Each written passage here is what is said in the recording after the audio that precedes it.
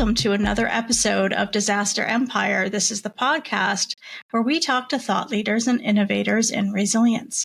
And this time around, I am so personally excited to have Joe Autera here with us. And I'm going to let him jump and explain more about what he does. But Joe, thank you so much for being here. Thank you, Ashley, for having me. It's a pleasure. I'm very excited to be here and have an opportunity to work on yet another project with you. So, it's just, I love what you're doing with the podcast. I think it's really needed, and it's a pleasure to be included. Thank you so much. And for the audience, we're going to talk to Joe about safety and security training. And so we're going to dive a little bit more into that because he has multiple irons in the fire. So I want to make sure he can talk about that. Joe, so you've been in the industry for some time and really focus on keeping people safe. And how do you and your team accomplish that today? It's interesting because how we do that has evolved and become a little bit more complex than it was 30 plus years ago when I started out in the security profession. And I've held positions, everything from operational level positions to management, senior management, and executive level security related positions, but also with the types of security programs I've been involved with and either the organizations I've worked for or have been a consultant to, they have a global footprint. So when you talk about security, there's oftentimes I would say, crossover, if you will, into safety, right? Life safety is an important component. And of course, preparedness writ large, right? Oftentimes, particularly in some more austere environments, there's a significant security component to their preparedness efforts. And that, of course, then carries over into any response or recovery should it be necessary. I've had the privilege of seeing you and your team in action, and I know how passionate all of you are about the work that you do. Can you share with this audience where that came from and where did your interest in vehicle safety and security? Quote unquote car person. Most of my life had the good fortune to grow up around race cars and things like that, worked on cars from a very early age. And in fact, I was 19 years old. I was working for a Porsche factory road race team here in the U.S. And then went on to work for another manufacturer's team. Then I got the calling to go into the military, spent about 12 years in the military, and then was injured, couldn't continue doing what I was doing. And so left the military and started looking at how could I take some of the skill sets in planning and operations and put those to use. So started gravitating towards the private security field. And then once I started doing some research, getting involved, found some opportunities on the executive protection side, which relies very heavily on secure transportation, if you will. Well, as time went on, worked for a multinational technology company, dealt with a number of issues on the security side, including hijackings of trucks that had certain products and cargo. So we started looking at vehicles and vehicle security or secure transportation from that perspective. And then my last stint in the corporate world, I was the vice president of global security services for one of the world's leading risk management firms, anything from medical evacuations and contingency planning for a broad range of potential scenarios. And through that, started becoming involved in conversations and consulting projects, planning for the logistics side of crisis management. How do we move things and people out and things and people in, oftentimes at the same time? So it really has given me a much deeper appreciation for safe and secure transportation beyond just the narrowly defined, executive protection or bodyguard and evasive driver training. Like I said, very broad perspective that I didn't necessarily have when I came into the profession. Joe, I want to hear more about that. But before we expand on it, I'm going to ask you a question that I ask all of my guests. And as you know, this podcast and the blog are all about aspects of resilience. So Can you share with this audience what resilience means to you? Because it, as we know, can mean different things to different people and depending on where you sit. I think it's a great question because there are so many different definitions. I don't know that there's any right or wrong definition, but to me, it is at its core, the ability of someone or some entity to, one is operate and function normally, or as normal as it can, in the face of a crisis, while also being able to manage that crisis, right? So there's a balance there, managing the crisis, minimizing the impact it has on ongoing functions or operations within that entity. And then from there, of course, it's recovering from that. And I think resiliency, it's sort of the overarching component when you talk about crises, right? Because you can prepare for them. That's part of resiliency. You can respond to them. That's part of resiliency. You can recover from them. And you should be planning. And I think, in my opinion, most importantly, training in each aspect of crisis management. And that's how I think you improve that resiliency, because resiliency is determined by how you can perform and function in all of the phases of a crisis. Now, Joe, I know that vehicle dynamics is one aspect of your business, and providing that vehicle safety and training is a key aspect. But so you're welcome to expand on that. But I know that you also provide corporate training and exercising as well. So since that is where you and I have met and worked together before, I wanted you to be able to share with this audience how you and your team go about that. Because again, I've been able to see you in action and had a great experience with the team and really working with my colleagues through that process. So can you share with everyone here what your philosophy is and what working with your team would be special and an appropriate aspect for your team? So our exercise model, as you've experienced, and some others I'm sure who will join us here on the podcast have experienced, is it's a very dynamic exercise design and development and delivery process. And it's derived from a program that I had the good fortune to be involved with in the very formative years of the Department of Homeland Security. And they had really merged the Department of Justice Office of Domestic Preparedness into DHS. And so with that came that exercise program. And there were some questions. There were a lot of exercise, time, effort, and resources being put into response exercises and recovery exercises. And some questions that some of us were asking is that, does this mean we're focusing on that and not focusing on prevention and deterrence? And the answer was, of course not. So some of us were bought in to develop a program to exercise the ability to recognize indicators and warning signs of a potential threat, collate and collect information and intelligence on those potential threats, and then, of course, respond accordingly to prevent or deter a violent action, right? In this case, terrorism. Well, that model used a very clearly defined framework, but not an absolutely clearly or scripted process, right? So the development of the exercise, the possible avenues of exercise play, the injects, working off of a document that we call the ground truth document that says this is how the adversary got to this point in time. This is how the organization that you're exercising against or with got to that same point. And so we bring those two truths together in an exercise. And as I said, there's a lot of upfront work because you may develop any number of sets of injects. Some you may use, some you may not use.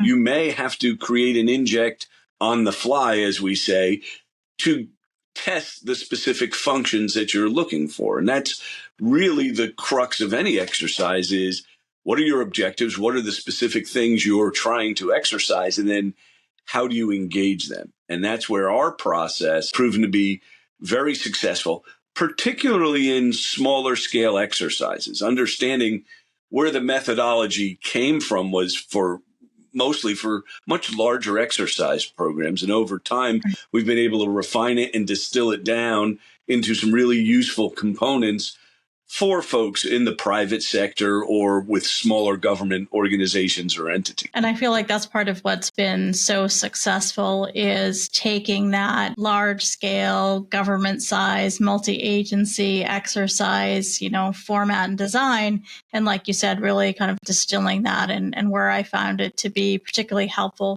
was in or has been in exercising maybe a specific part of the business that has a defined risk, and your team has brought in that expertise and brought our discussion beyond a tabletop, right, to what I would call a functional, more real-time simulated event design. And I found it incredibly helpful. And I think generated, definitely some great outcomes and learnings on our part. So, shameless plug there. But I really did want to share, from experience, how you can bring in those aspects of the more governmental, which can be really large size, 50 to 100 people around a table, or multi-jurisdictional, real simulation into a format, into a corporate setting that can be incredibly valuable as well. Appreciate that, and we also appreciate, through the process, as you've seen the design and development process, the insights that we gain through that process. When we work with a team such as yours, who understands that these exercises truly are no fault. We're just looking to improve, and you've got that comfort and confidence in us to work with you to do that. When you share things and allow us to really drill down into what are driving these specific exercise objectives, how do we engage those specific components of the organization? Well, hey, let's switch gears. And I'm looking down because I want to make sure I get this right. So you offer a vehicle-centric defensive tactics training. So that sounds very specific. Can you share what that is and who your best customers are for that type of training? Yeah, so that's a multifaceted program. It's really intended for a wide audience. We have some specific tactics that we teach depending on who we're teaching. So we teach military special operations. In fact, that's where the program was born from. One of our military special operations clients needed a way for their people, who are oftentimes meeting with assets in some high-risk locations, in vehicles, and it can be a very tense and challenging situation. They had some violent confrontations in those environments. So we developed a program about 12 years ago to address that specific issue. As often happens, these things take a life of their own. Some of our law enforcement partners heard about it and they said, well, is there an application for law enforcement, especially after some high profile incidents where officers have been attacked in cars? And we said, well, let's look at that. And then from there, our private sector, our corporate clients, who we train a lot of executive level security personnel, they start saying, well, is this something with the increasing carjacking risk? Is this something that our security personnel that are with our executives should also train in? And we said, well, yeah. And so it's evolved over time into these various versions or iterations to meet the student body specific needs. And we even do programs for your average ordinary person who's concerned, what's going to happen if I'm in the car, somebody attacks me and I've got my kids, use carjacking as a scenario. Absolutely. Give the car up every day, all day, unless somebody else is at risk, right? And then you have to do something about it. So it's a really unique program.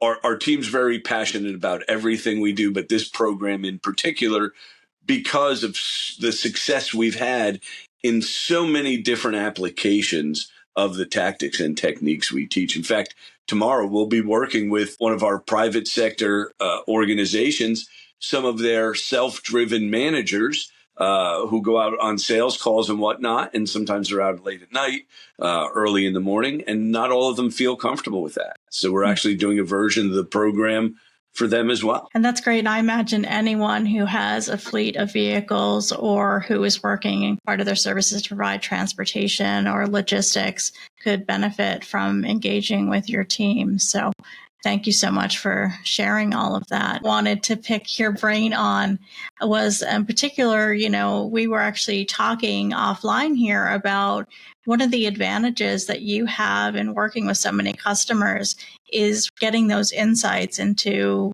from your lens, from, safety and security and training and exercising perspectives, what the trends are in the industry and maybe your recommendations for the audience who are mainly practitioners about what they might be thinking about and where they could get the most value. We're seeing, particularly in our private sector, our corporate entities around the world, we are seeing tremendous amount of focus on addressing duty of care issues. It's in the forefront. And of course, when you hear them talking about duty of care, oftentimes the conversation very quickly evolves into a conversation about duty to act, right? Mm-hmm. So for us, part of then the focus as we recommend to our clients is your training has to then engage those concepts, right? What is a duty of care? Why are we obligated to do these things? And how do we meet those obligations? And then more importantly, the decision making or decision points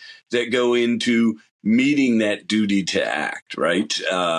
Because different circumstances, there may be different decision points. There may be different timelines, but there has to be those decisions made. So training and exercising, who's responsible for making those decisions? In their absence, who then would make that decision? And at what point does somebody say, we're out of time, we have to do something, and this is what that something's going to look like? Because our experience is if you don't train to those processes, they're not going to happen organically. They're not normally part of our everyday thought process.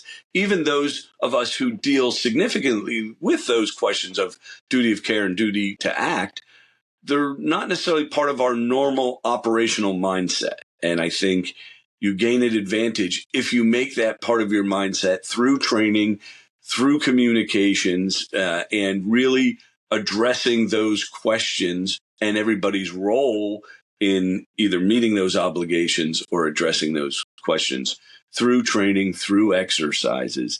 Because in the heat of the moment, we're all going to have way too many things to do to step back and address those questions. And this is a leading question. So what is the value of bringing in your team, would you say, versus leveraging any in-house resources, whether you're a small government agency, emergency management team, or, a corporate entity? Value that our team brings is objectivity. We're an independent third party. And that's not to say that somebody is deliberately going to do things to either make their team look better, at least, sweep some gaps or areas for improvement under the table. I personally haven't experienced that in the 35 years that I've been providing training and exercises and consulting. But there's always that possibility. And I think astute senior leadership recognizes that. And they say, well, let's bring in somebody from the outside. And the other is the perspective that we bring.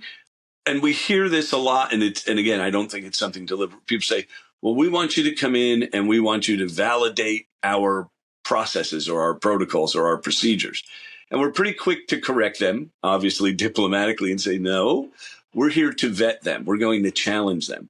I can't sit here in good faith and tell you, oh, we're going to prove they work. What we are going to find out is what are the assumptions that we all have to make when we plan for certain things? Were they valid?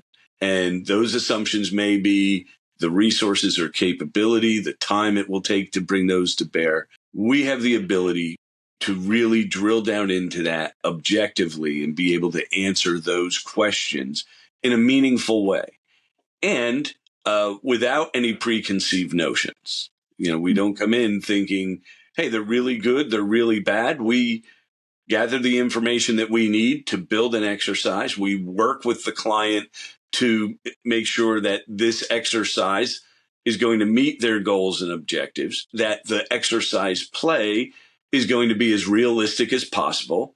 As you know, and those who are joining us know who've been involved in exercises and training, there's always artificialities. Our team comes in to minimize those. And oftentimes, it's hard for clients to see where those would exist in their exercise because they're so immersed in the day-to-day operations. And we can come in and ask some, seemingly benign questions and come up with some really good ideas for engaging different functional areas and exercises that they may not have been able to see because they're just so close and so, insulated inside the organization. So I think those are the value propositions that our team brings to the table. Absolutely. Thank you so much for that. Hey, as we wrap up today, is there anything else that you wanted to share that we haven't got a chance to talk about yet? The thing I would say is, it's been a pet peeve of mine for many years is we tend to look at training and exercises as two completely different things, right? In my experience, when you start building training programs around exercise findings and you start building exercises around things that you've known you've trained for, as opposed to things we hope we can do, you tend to, one is have much more effective training, much more productive exercises, and a much clearer understanding of a path forward to the whatever ultimate goal you have in terms of your organization's resiliency. I appreciate those insight, and I think my peers, you just gave us some things to think about. Hey, anything else about your background? And please let us know where folks can contact you as well. I can be reached via email at jautera@vehicledynamics.net or jautera@securityconcerns.net.